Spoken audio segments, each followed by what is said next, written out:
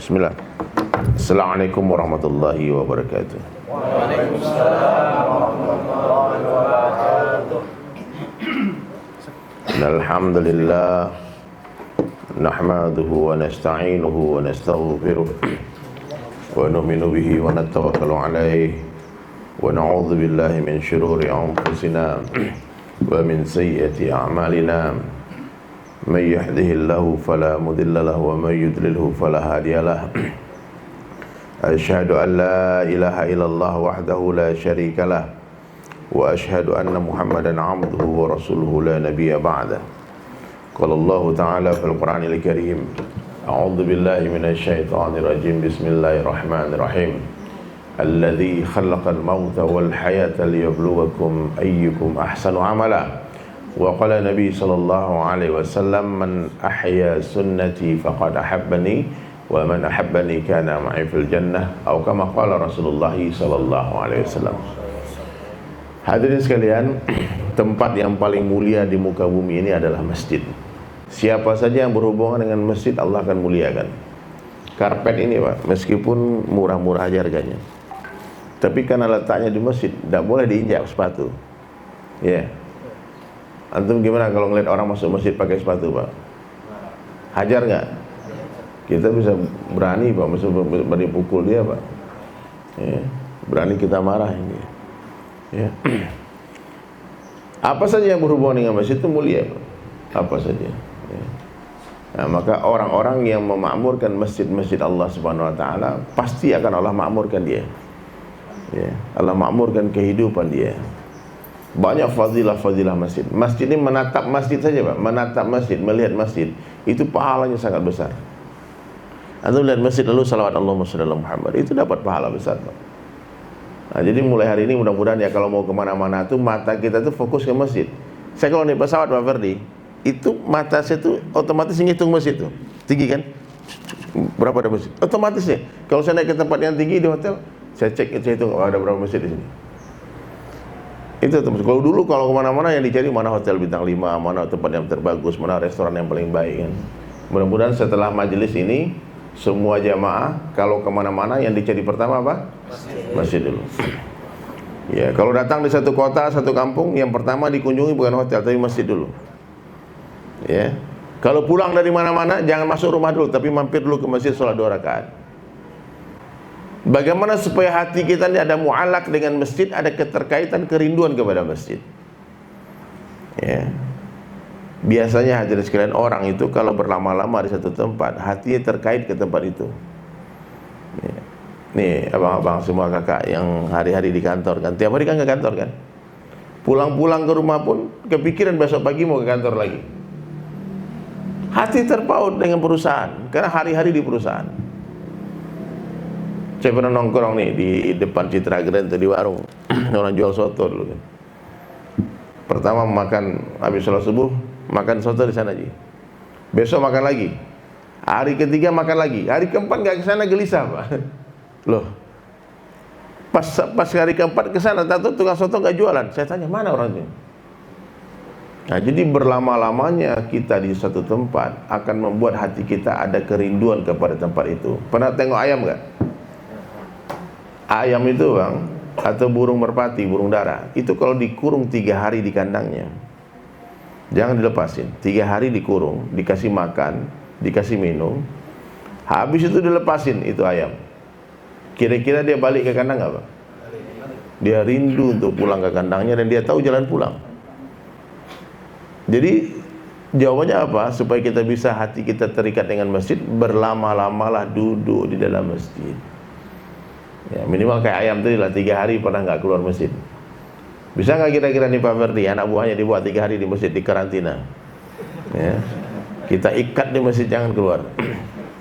Ya. Karena kalau nggak diikat bahaya, nanti muntaber, mundur tanpa berita, hilang di mana orangnya. Saya rasakan hadirin sekalian, saya pernah ikut itikaf 3 hari 3 malam di masjid. 3 hari 3 malam di masjid. Pulang-pulang hadirin tiap sebentar lihat jam. Oh, tadi. Karena subuh di masjid, zuhur di masjid, asar di masjid, maghrib di masjid, isya di masjid.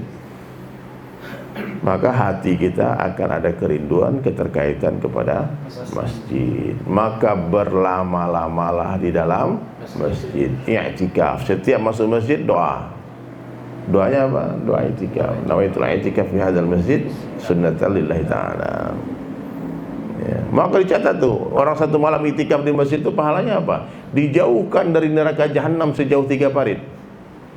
Lalu seorang sahabat bertanya ke Rasulullah, berapa jauh satu parit ya Rasulullah? Sejauh langit dan bumi. Jadi nih kalau abang-abang semua nih satu hari ataupun kakak mau itikaf di masjid, satu malam itikaf, satu malam, itu Allah akan jauhkan kita dari neraka sejauh 3 parit. Bayang, gimana kalau 3 malam? Gimana kalau 1 bulan? Innama ya'muru masajidallah man amana billahi wal yaumil akhir. Sesungguhnya orang yang memakmurkan masjid-masjid Allah, merekalah orang yang beriman kepada Allah dan hari akhir. Maknanya tidak mungkin orang tidak beriman makmurkan masjid. Bangun masjid mungkin bisa dia, Pak. Ya, saya bangun masjid, Pak, yang bantu saya bangun masjid banyak orang-orang Cina, banyak orang bukan non muslim, dia bangun masjid. Ya. Banyak orang-orang ahli maksiat ikut bangun masjid. Ada ahli mabuk, judi, semua. Mungkin ada juga koruptor-koruptor ikut kan. Ustaz bangun masjid, kita mungkin berkuranglah dosa kita dikit, bantu. Bisa dia bangun masjid, tapi memakmurkan masjid hanya orang yang beriman. Nah, jadi hadirin sekalian, maka mulailah perintah sholat diturunkan. Dan saat ketika perintah sholat itu dibawa dari langsung ketika Rasulullah Isra Mi'raj, sahabat bergembira, Pak. Coba bayangkan bunda, abang-abang sekalian, sebelum ada ritual sholat itu, Rasulullah SAW mengajarkan para sahabat dakwah, bicara kebesaran Allah, mendengar kebesaran Allah, bercerita tentang kehebatan Allah, maha baiknya Allah, maha cantiknya Allah, Allah maha melihat, maha mendengar, maha mengetahui. Jadi sahabat hari ini mendengarkan dakwah Rasulullah SAW. Tapi syariat sholat 5 waktu belum ada. Tapi kalau syariat berdoa ada. Nabi ajarkan berdoa langsung kepada Allah.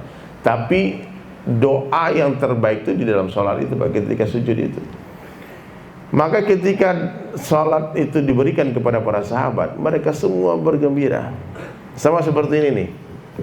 Ada teman kita cerita, bro, di kampung sebelah sana ada perempuan cantik bang.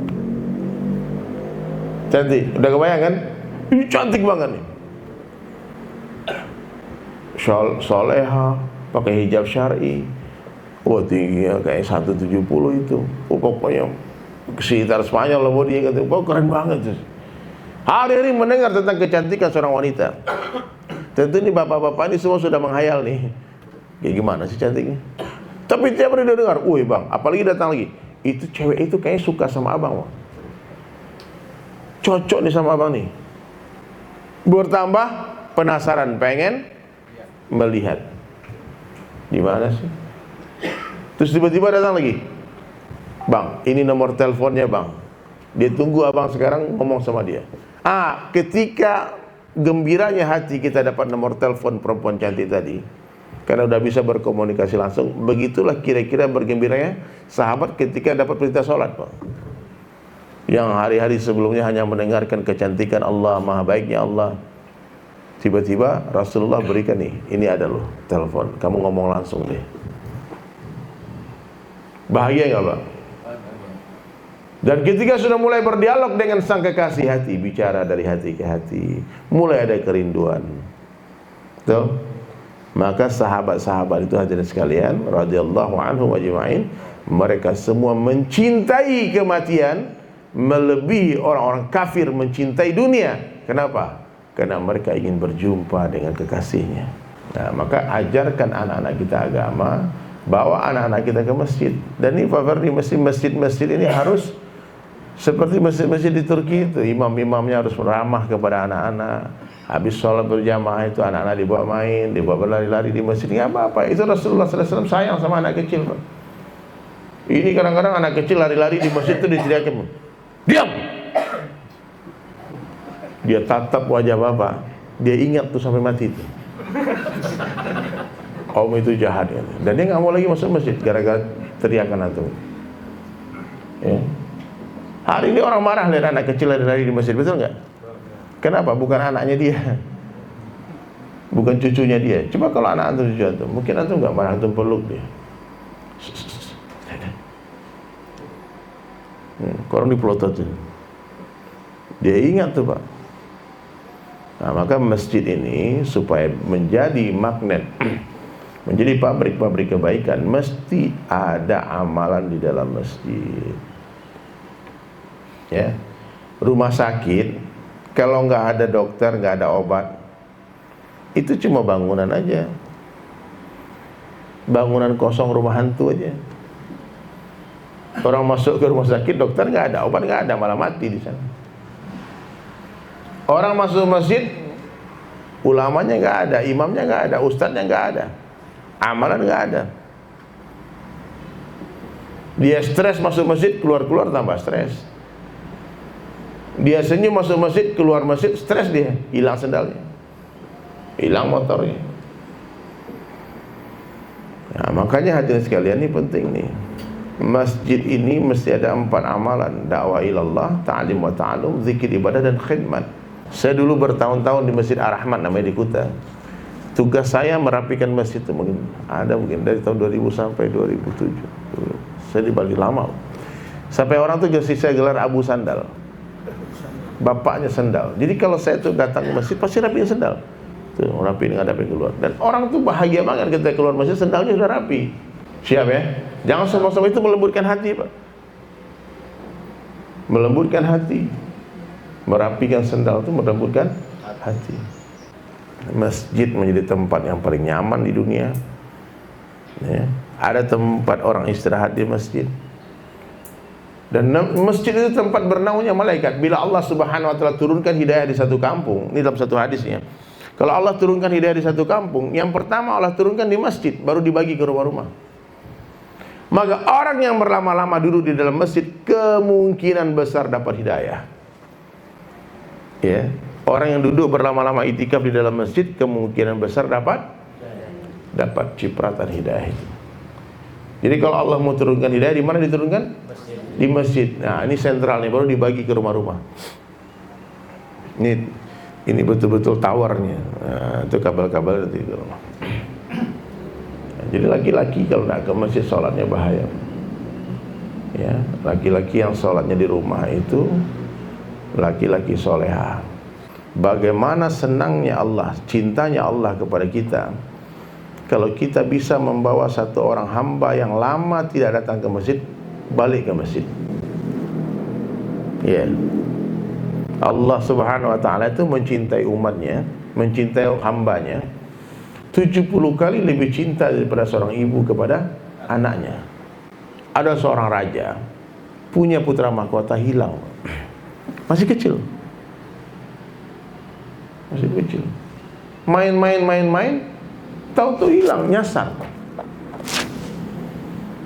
Raja sama istri Ibu Ratu menangis sejadi-jadinya, anak satu-satunya hilang. Ini putra mahkota nih. Lalu raja bikinlah sayembara, siapa yang temukan anak saya berikan hadiah, apapun yang diminta saya bagi. 1 hari tidak pulang, 2 hari nggak ada kabar, 3 hari, seminggu. Raja semakin galau nih, anaknya ini kesayangnya, dia nggak pulang ke istana. Lalu terdengarlah sayembara ini sama satu orang buronan raja, Pak. Ini penjahat yang dibenci sama raja. Ini buronan nih. Tiba-tiba penjahat tadi dia pikir, aduh, anak raja hilang nih, aku ikut dah. Ikut sayembara. Lalu dia dari gang ke gang, dari pintu ke pintu dia cari. Masuk naik gunung, turun gunung, menyisir di pesisir pantai. Ya, melewati batas negeri. Dia lihat manalah anak raja tadi. Subhanallah. Satu hari dia tengok anak kecil menangis di pinggir hutan. Dia lihat tempatnya jauh, jangan-jangan ini putra raja yang hilang itu. Maka didatangi sama penjahat tadi. Dikatakan, nak, kamu kemana? Dibilang saya hilang, saya nggak tahu jalan pulang. Ternyata putra raja tadi hilang. Maka penjahat tadi gendong anak raja tadi, dipeluk sama dia, digendong, dikasih makan, dimandiin, dikasih baju bagus. Kemudian dia gendong, dibawa ke istana. Sampai di istana, di masuk pintu gerbang istana, raja melihat putranya yang hilang berhari-hari kembali ke istana. Yang ngajak musuhnya. Buronan, Pak. Pertanyaannya, kira-kira raja mengampunkan buronan tadi nggak? Pasti diampunkan. Bahkan apapun yang dia minta akan diberikan. Nah, kalau kita merasa banyak dosa, Pak, bawa orang kepada Allah, maka Allah akan mencintai kita. Paham? Ya, satu orang aja, satu orang. Kalau hari ini di masjid antum ada 10 orang yang sholat subuh, lalu 10 orang itu mengajak satu orang besok subuhnya. Satu orang. Pak ngajak satu orang ya, abang ngajak satu orang ya, mas ngajak satu orang ya, satu orang. Besok subuh 20 orang sholat subuh di masjid. Kalau hari ini 20 orang sholat subuh di masjid, kemudian 20 orang kita ajak, ingatkan jangan lupa Pak besok subuh ngajak satu orang ya. Maka yang 20 orang ini ngajak satu orang. Hari kedua 40 orang masuk masjid. Kalau hari ini 40 orang yang sholat subuh di masjid, lalu 40 orang itu mengajak satu orang esok harinya, maka hari berikutnya akan ada 80 orang sholat subuh di masjid. Kalau hari ini 80 orang sholat subuh di masjid, lalu 80-nya ngajak satu orang aja besoknya, maka besok harinya akan ada 160 orang sholat di masjid. Kalau hari ini 160 orang sholat subuh di masjid, lalu 160 orang itu mengajak satu orang besoknya, maka esok harinya akan ada 320 orang sholat subuh di masjid. Kalau hari ini 320 orang sholat subuh di masjid, lalu 320 orang mengajak satu orang esok harinya, maka hari berikutnya akan ada 640 orang sholat di masjid. Begitu seterusnya. Yahudi laknatul alaih tidak akan takut melihat senjatanya umat Islam, jumlahnya umat Islam, perekonomian umat Islam. Yang mereka takutkan apa? Ketika sholat subuh di masjid-masjid umat Islam seperti sholat Jumat. Masjid ini seperti tempat laundry, Pak. Baju kotor masuk, keluar bersih. Ya, bahkan orang-orang yang masuk ke masjid duduk di majelis ta'lim, ya, kemudian dia mendengarkan tausiah ilmu agama, dia belajar seperti antum ini, maka Allah akan berikan dia pahala sebanyak dosanya. Itu ada hadis tuh. Diberikan pahala sebanyak apa? Sebanyak dosanya. Sayyidina Umar senyum ketika dengar riwayat ini. Lalu orang tanya, kenapa kau tersenyum wahai Umar? Karena akulah orang yang paling banyak dosa di antara kalian. Jadi yang merasa di sini yang paling banyak dosanya, lalu majelis ini ditutup, dia akan menjadi orang yang paling banyak pahalanya. Oh, kalau gitu aku bikin dosa-dosanya. Bukan begitu, Bang. Dosa itu kata ulama seperti racun. Taubat itu seperti penawarnya. Nah, jangan bodoh mentang-mentang ada penawar lalu sengaja minum racun. Kalau tak sengaja terminum racun itu, cepat-cepat minum penawar. Tak sengaja. Contoh aku dikasih minum nih. Bismillah. Tahu-tahu racun. Minum penawar cepat. Tapi udah ada tulisan ini racun, diminum, itu bodoh, Pak. Itu namanya bunuh diri. Karena seringkali racun ini bergerak begitu cepat, belum sempat minum penawar, mati. Jadi jangan sengaja maksiat ya. Nah, aku niat lah, nanti aku maksiat dulu, nanti kan tobat lagi. Nah, jangan. Kau bisa tobat, Bang. Memang kalau yakin bisa seperti itu nggak apa-apa, Bang. Kalau yakin nih, kalau yakin penawar itu bisa terminum, maka minumlah racun, itu aman. Tapi nggak ada guna juga minum racun. La ilaha illallah. Baik, mungkin itu saja, udah jam 9 waktu yang antum kerja. Ya, intinya apa? Kita jadikan masjid ya sebagai markas, ya, sebagai rumah kita, sebagai tempat kita untuk mengadukan masalah-masalah kita kepada Allah. Paham ya? Ya, itu aja dari saya. Kita tutup dengan doa kifaratul majlis. Subhanallah bihamdi, subhanakallah bihamdika, asyhadu an la ilaha illa anta, astaghfiruka wa atubu ilaik. Assalamualaikum warahmatullahi wabarakatuh. Waalaikumsalam warahmatullahi wabarakatuh.